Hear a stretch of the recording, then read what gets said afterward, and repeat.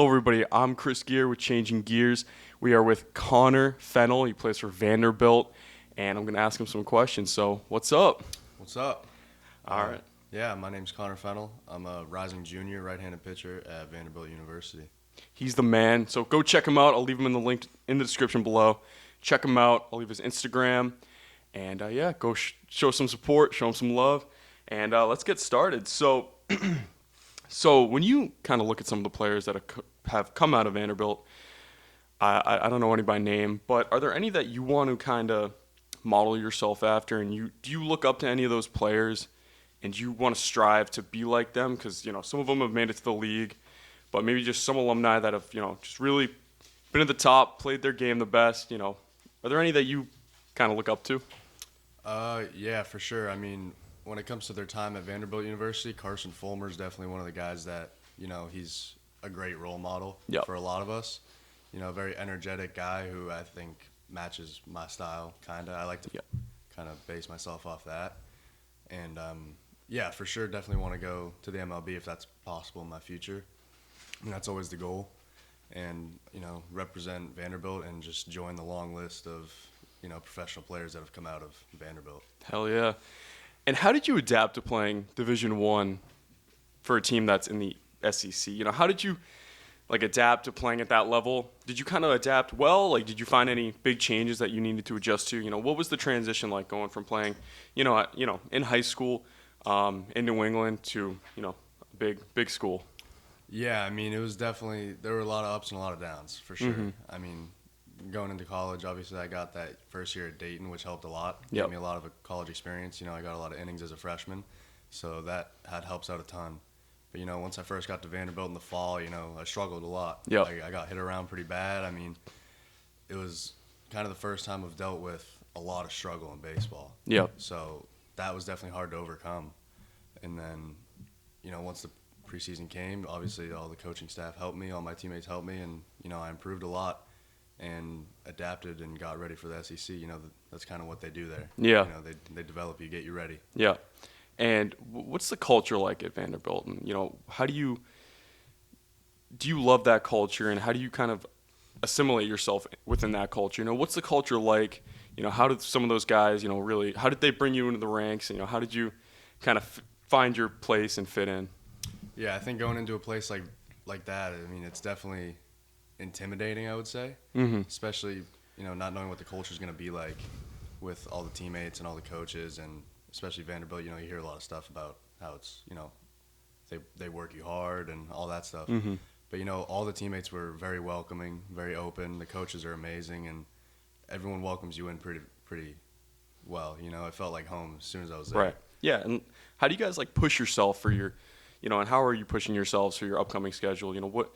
How are you guys, what's the team culture like? How are they pushing you, not only as a player, but as a team to, perform your best and play your best?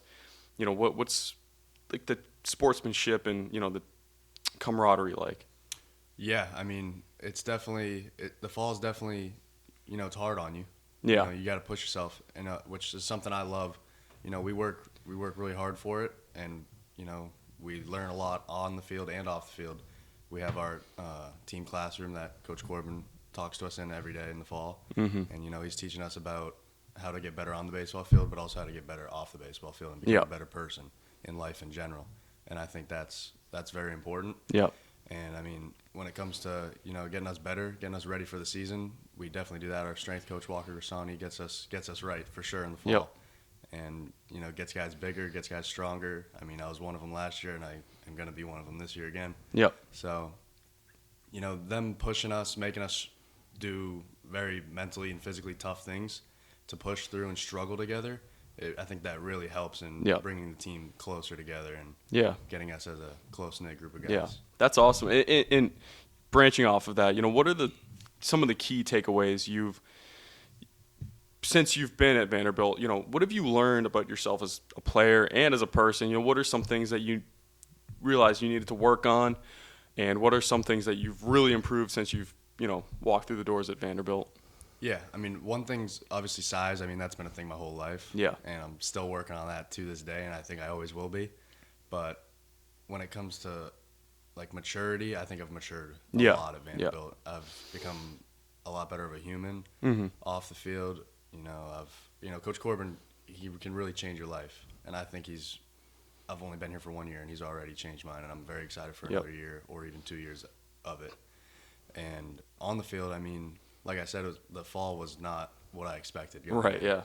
And that, struggling with that, obviously, that builds a lot of character. Yep. And I think that, although it wasn't fun while I was in it, was a huge step into why I had the season that I had. Yep. Right. And you mentioned size. You're what, 6'3"?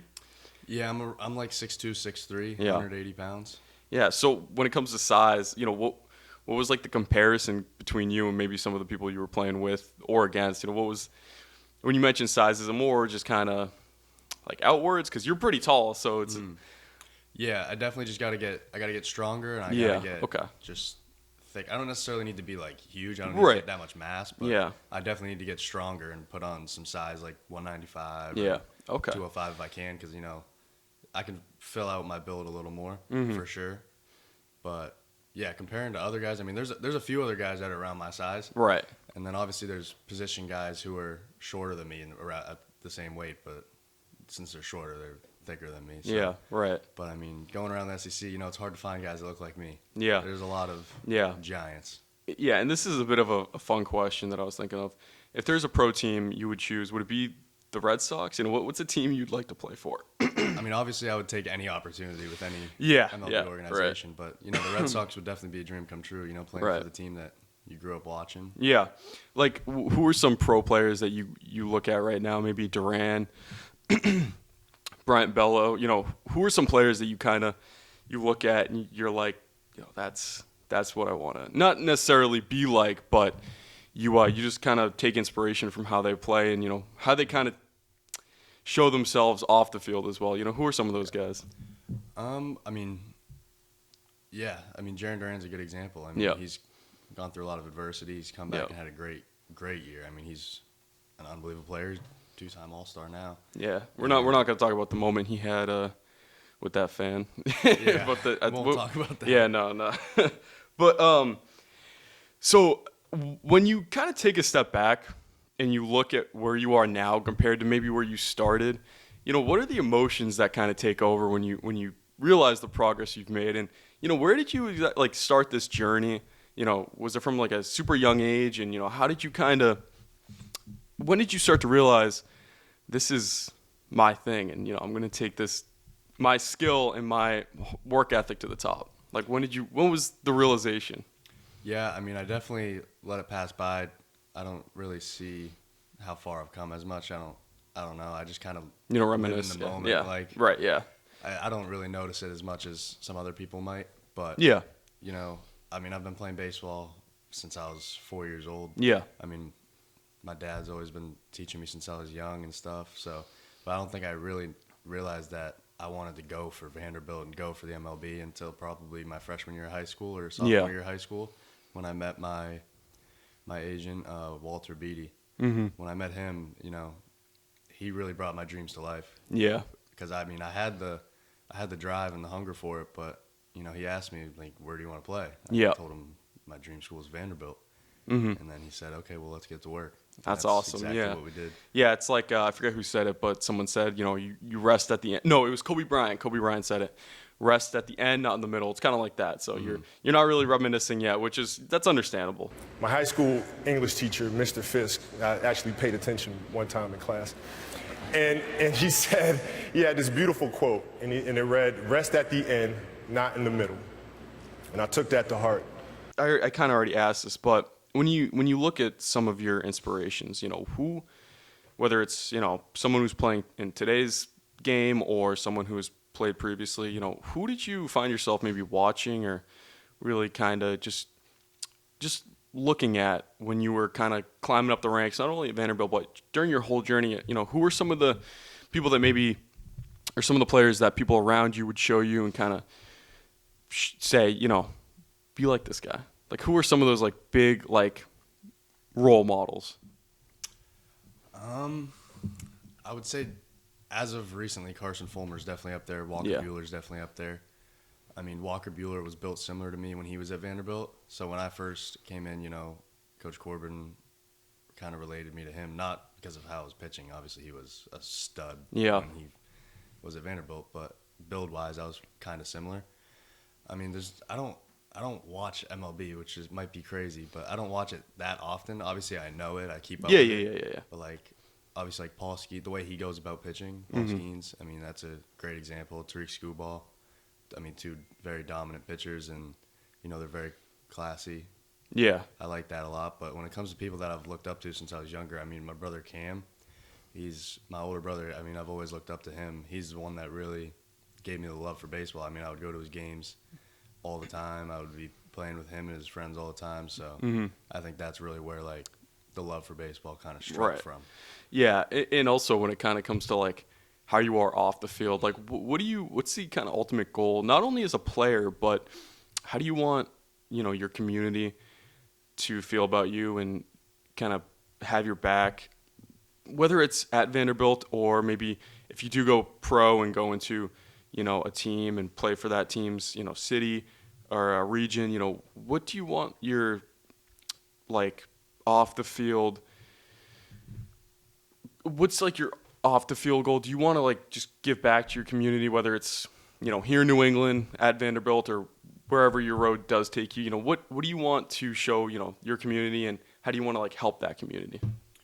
Yeah, I mean, off the field, you definitely want to be known as respectful, nice, all that. I mean, you got to realize that when you're off the field, and on the field, you're not just representing yourself, you're representing where you came from. So, like, Vanderbilt University, University of Dayton, and then Londonderry. I mean, you got to represent everyone that's in your life and everyone that's taught you. So if I were to go do something bad, that'd be putting bad name on Coach Corbin. I don't want to do that. Right. I want to make sure that everyone looks well viewed in my life, and I want to be well viewed by all my fans, show all my love to my fans and everyone. But I mean, if I make it to where I want to make it one day, obviously I'll give back to people. Yeah. That's definitely one thing I want to do, like my family, Vanderbilt, all my coaches, anyone that's helped me. I mean. And kind of branching off that, phone fell. but no, you're good. But because you just mentioned, people around you, whether it's people in your personal life, who are some of those people that have, really pushed you? Maybe just in your, your circle, excuse me. Who are some of those people that have pushed you just, maybe off the field as well? You mentioned your dad earlier. He was a big one. But who are some of those other people that have helped you? And you mentioned you want to represent them. So, who are some of those people? Yeah, for sure, my parents and my girlfriend. I mean, they are my three biggest supporters. Yeah.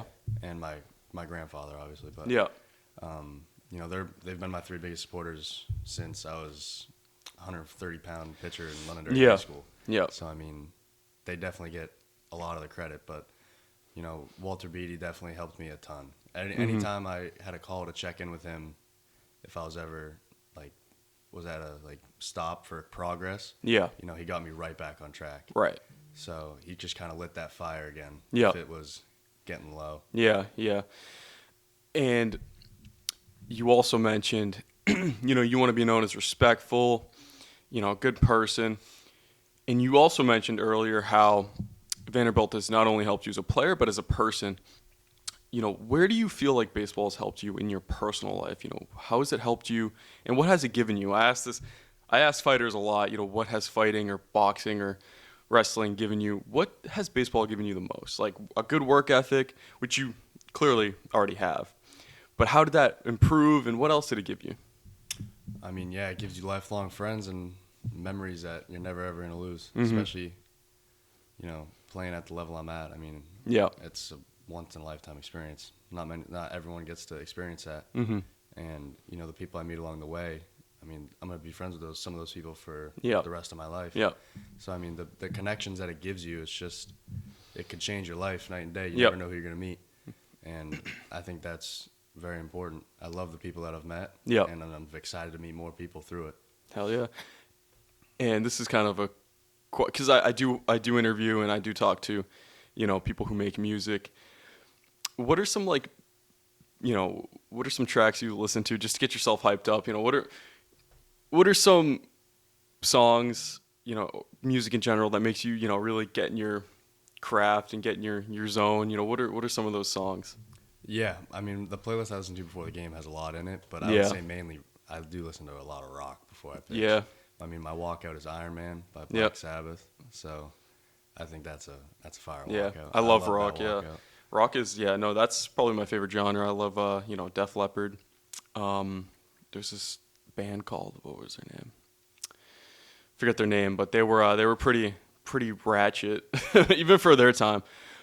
But when you look at like stories like maybe Babe Ruth or Jackie Robinson, again, it's you said you don't really follow the MLB, but do you kind of follow the history of baseball at all? Like, do you see those guys and you're kind of like, damn, they made a big impact on the game? And is that like the sort of impact you want to leave, or you just want to keep to your craft and just be known as one of those guys who just went out with their love for the game and just attributed what they did? Or do you want to have like that big impact, like Jackie Robinson or one of those old names? Yeah, I mean, I obviously know the big players. Mm-hmm. I've followed baseball my whole life. I'll be honest, I know a lot of the players from playing MLB The Show.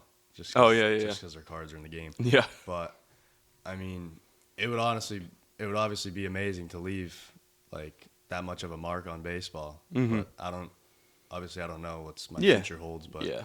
if that were possible, I'd love to. But Yeah. I mean, obviously, I have big dreams. I want to play in the MLB, be a multi-time All-Star, and win all these awards that I can. Yeah. And hopefully win a World Series for my team, whoever drafts me. If Right. I get drafted. Do you collect baseball cards at all?